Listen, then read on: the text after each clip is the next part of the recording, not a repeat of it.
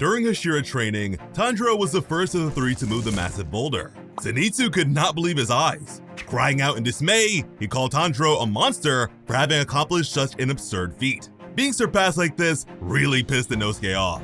By filling his mind with the power of tempura, Inosuke, with a boar rush, eventually became the second one to do so. Hiding behind a tree, Zenitsu was losing his mind over how horrible this was. Now, he was the only one who hadn't completed the trial yet. But just then, to interrupt him came Zenitsu's sparrow, Chuntaro, holding a piece of paper in a panic. This confused Zenitsu, who recognized the document to be a letter of some sort. After that, Tanjiro and the others didn't see Zenitsu anywhere. The next day, when Tanjiro returned to the boulder, he was surprised to spot Zenitsu on top of it. He was quick to ask his friend if he had moved the boulder yet. Zenitsu's response was slower than usual.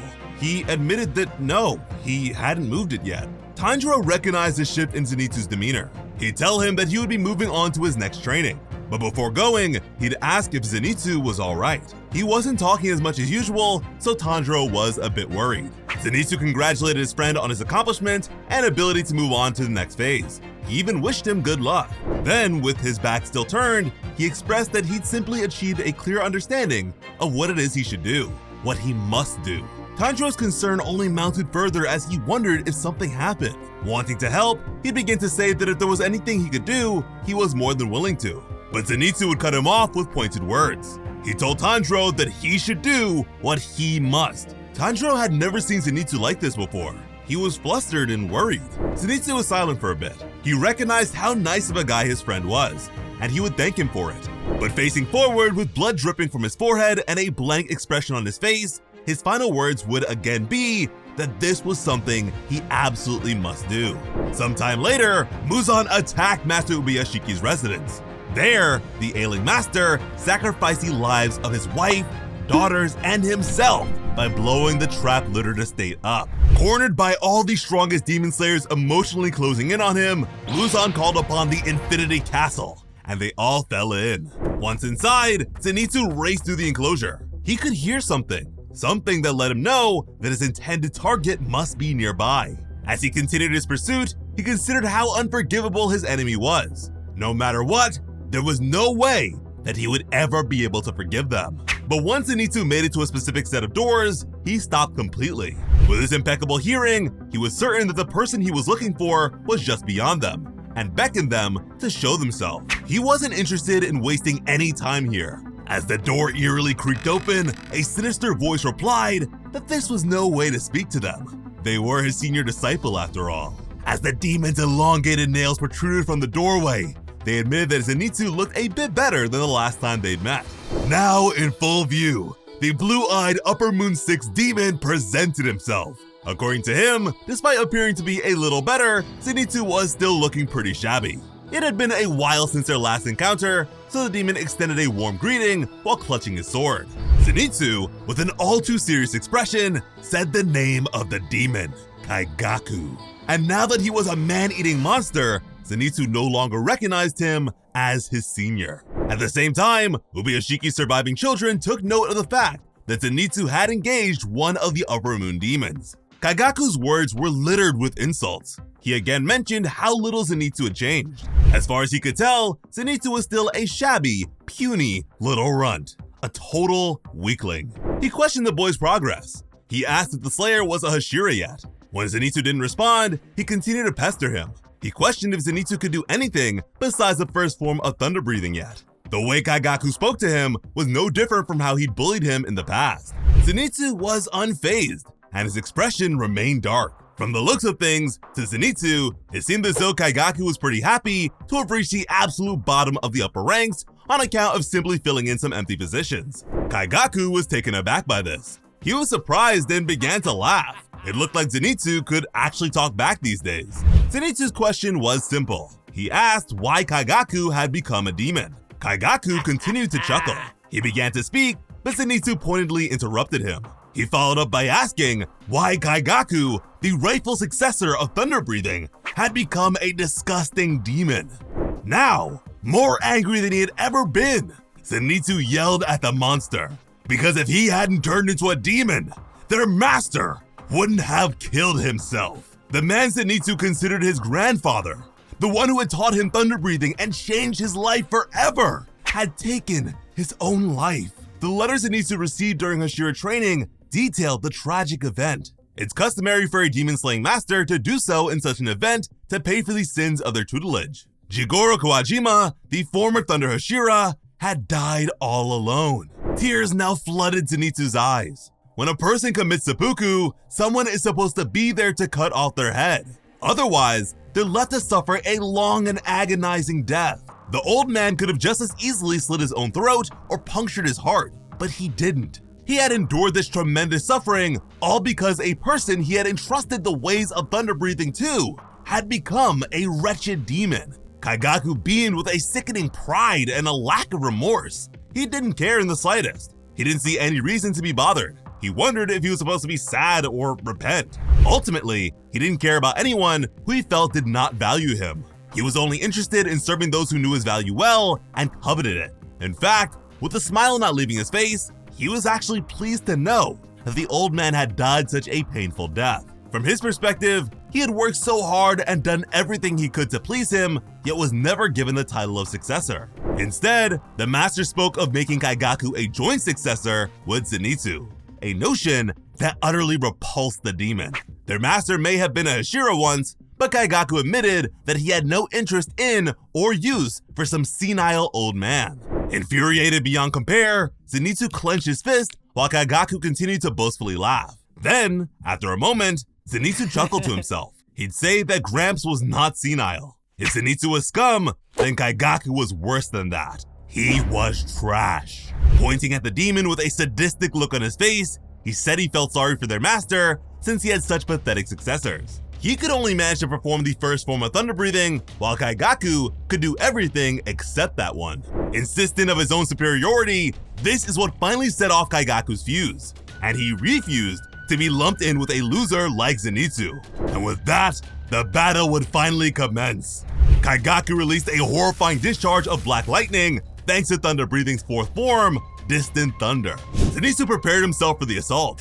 The Upper Moon Demon lunged forward with his blade, but Zenitsu was already behind him while clutching onto his own.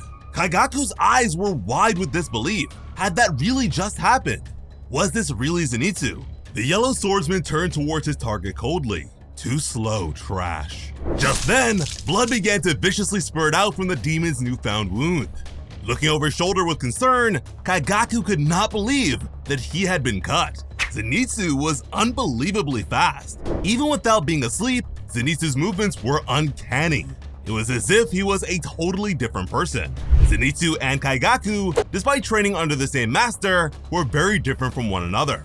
Never once did they consider themselves to be equals. For Kaigaku, it was because he believed himself to be vastly superior, while for Zenitsu, it was because he saw himself as greatly inferior. But once they became full-fledged demon slayers, Kaigaku took to solitude, while Zenitsu found his longtime friends, Tanjiro and Inosuke. Now, they couldn't be further apart if they tried. Kaigaku thought back to the recent experience that had turned him into a demon.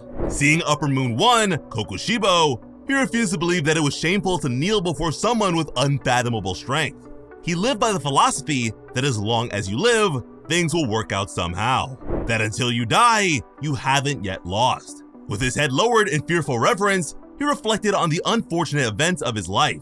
Kaigaku had actually once lived with the Stone Hashira, Gyome Himejima, and 8 other children in a rundown temple. One night, he broke the temple's rules and by staying out past curfew, encountered a ravenous demon. To save his own skin, he convinced the demon to spare him in exchange for the lives of his fellow orphans. He removed the demon warding wisteria incense and caused the deaths of 7 other children, inadvertently setting the peace-loving Gyome down the path of demon slaying. Kaigaku believed that it didn't matter if you were to rub your face in dirt, lose your home, drink muddy water, or be cursed by others for stealing money. As long as a person manages to live, they can still win someday. And it's that belief that allowed him to keep moving forward despite his sins. Spilling his blood in front of the boy, Kokushibo questioned if Kaigaku wanted to become a demon for even greater strength. That if Muzan approves and recognizes him, he will become a member of their ranks. As Kokushibo poured his blood into Kaigaku's hands, he explained that to become a demon, the process takes longer if you are a strong swordsman. It took him 3 days in fact. In order to turn someone who can use breathing styles into a demon, that person must receive a heavy helping of Muzan's blood. And in some cases, there are some people whose constitution simply does not allow them to become a demon. But he wondered about Kaigaku. Once he was done providing, he would let it be known that the blood he had just given is incredibly precious. So much so that the boy mustn't spill even a single drop of it. Otherwise, he promised that Kaigaku's head would fall from his body like tears. At that very moment, the fear Kaigaku experienced was so overwhelming that it was as if all the cells in his entire body were screaming and crying in terror. Compared to the dread of that, Zenitsu wasn't anything special. He acknowledged that the Slayer must have gained some strength since they had last met, but there was no way that Zenitsu could ever beat an Upper Moon demon like himself. Again, he reminded himself that Zenitsu Agatsuma was worthless. During their training, he was always crying and wailing. He lacked dignity or any perseverance. Kaigaku specifically remembered Zenitsu falling into a hole and spraining his leg during training.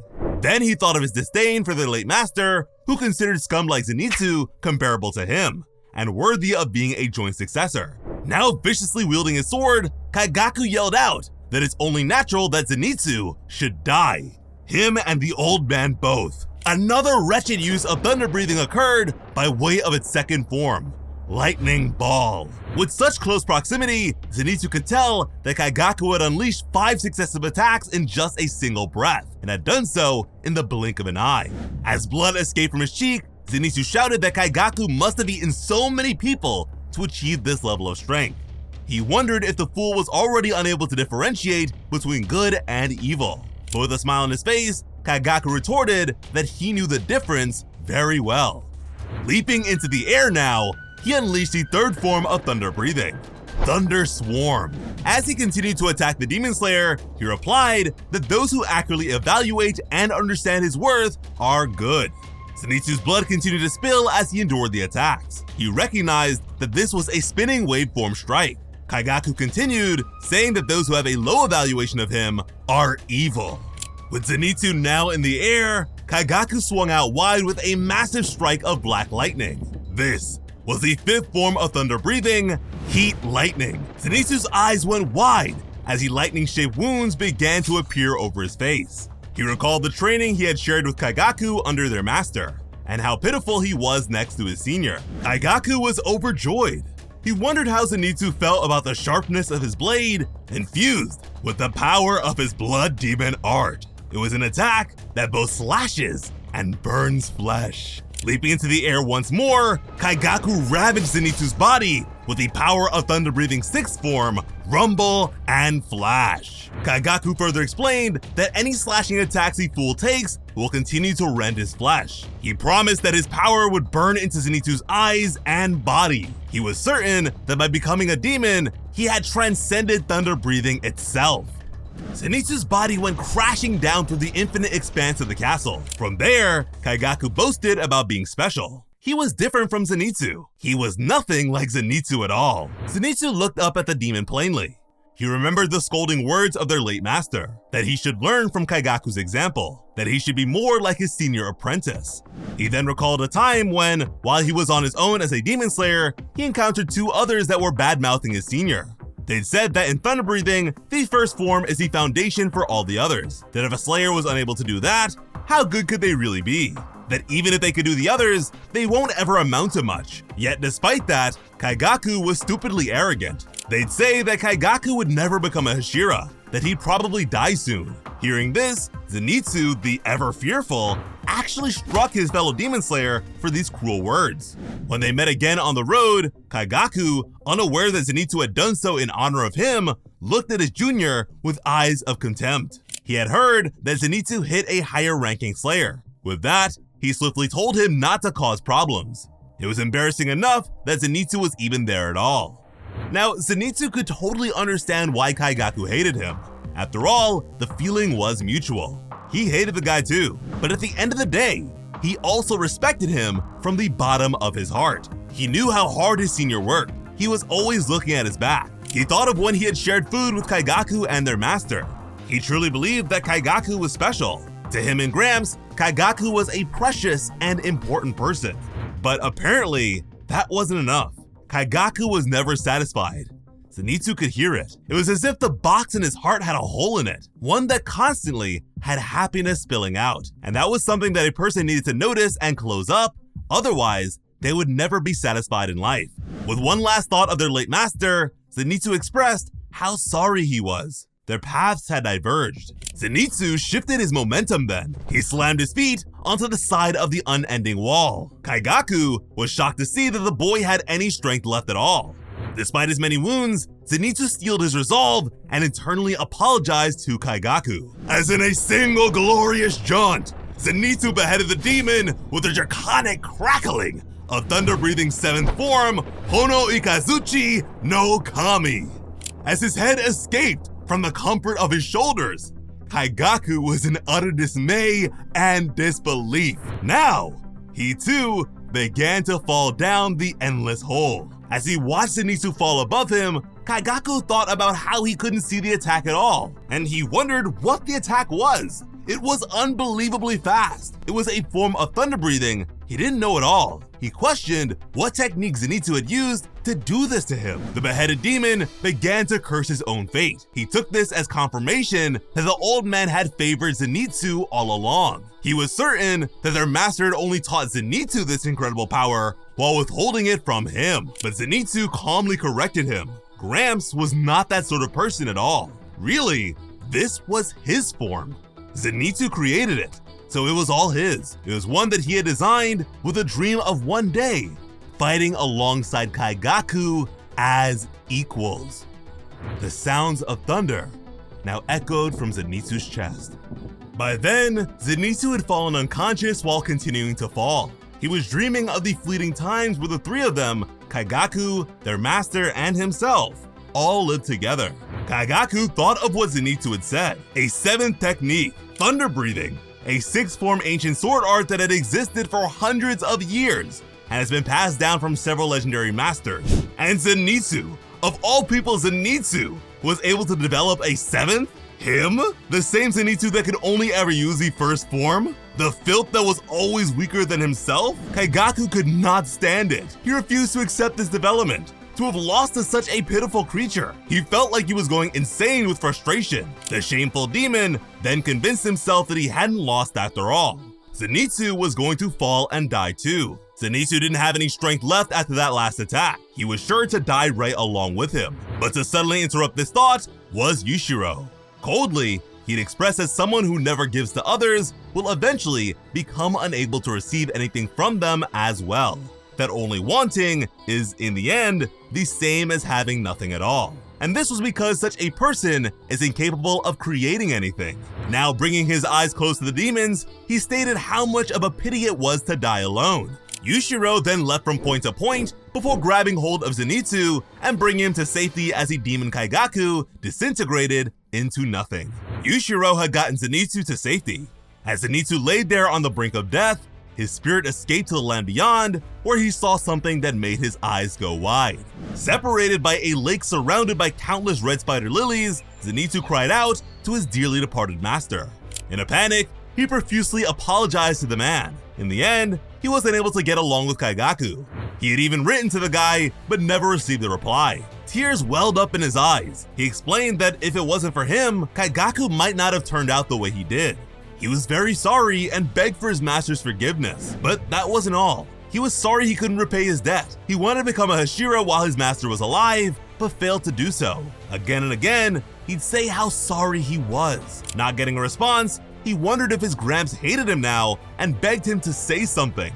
He tried to cross over to the other side, but the spider lilies wound themselves around his feet, barring him from doing so. The old man then called out his student's name. Zenitsu desperately awaited the man's words. With tears spilling from his eyes, the deceased cultivator let it be known how proud he was of the boy. To this, Zenitsu could do nothing but cry. In the present, Yushiro was putting his medical expertise to good use by bandaging Zenitsu. He was now surrounded by defending demon slayers. Murata, in particular, asked how Zenitsu was doing and if he could be saved. He cried out that he knew the guy. As tears escaped Zenitsu's eyes in the waking world, Murata continued, begging the man to save Zenitsu's life. Yushiro had been masquerading as a demon slayer and had even changed his eyes to be human-like. He wasn't a fan of how noisy Murata was being, so he told him to be quiet and just keep an eye out. This really pissed Murata off. He demanded to know Yushiro's rank. If he was lower than himself, he vowed to never forgive this. Being a demon, Yushiro didn't know the first thing about Demon Slayer ranks, so he ignored the question entirely. Instead, he mentioned how he was using a blood demon styptic on Zenitsu, which was a sort of medicine developed by Tamayo that stops the advance of a blood demon art. But if these slashes on Zenitsu's face don't stop, they'll open up all the way to his eyes and destroy them. Then, while slapping a groaning Zenitsu in the face, he asked if the kid could hear him. Murata shouted at Yushiro, telling him to not say such scary things to an already weakened man. Yushiro replied that the bleeding wasn't stopping, and Murata demanded that the medic stop it then. As Yushiro continued to bandage him, Murata cried out to Zenitsu with tears in his eyes that he would be alright. They were going to save him, so he mustn't die. The others would also cheer the Thunder Breather on, telling him not to die too. Speaking candidly, Yushiro explained to Zenitsu that the upper moon he had faced off against was one that still hadn't mastered all his techniques and abilities. Zenitsu was incredibly fortunate. If the fight had occurred between them even 1 year later, Kaigaku probably would have killed him on the spot. Now Murata was really mad. He demanded that Yushiro stop saying such depressing things. But thanks to that furious outcry, more demons had taken notice of them. Yushiro recognized Murata to be a pretty good target. Defending Zenitsu, Murata struggled against a hard-necked and stinky demon. With a deep sigh, Yushiro told him to just kill the thing already, a comment that Murata was not happy to receive. As Yushiro leans Zenitsu up against a nearby wall, with the paper from his blood demon art attached to a crow, he realized something horrible. Two demon slayers were about to encounter an especially deadly demon. As elsewhere, the demon Akaza, Upper Moon 3, crossed paths with Tanjiro and the Water Hashira, Gyu Tomioka. And you can check out this video to see their epic clash in its full cinematic glory.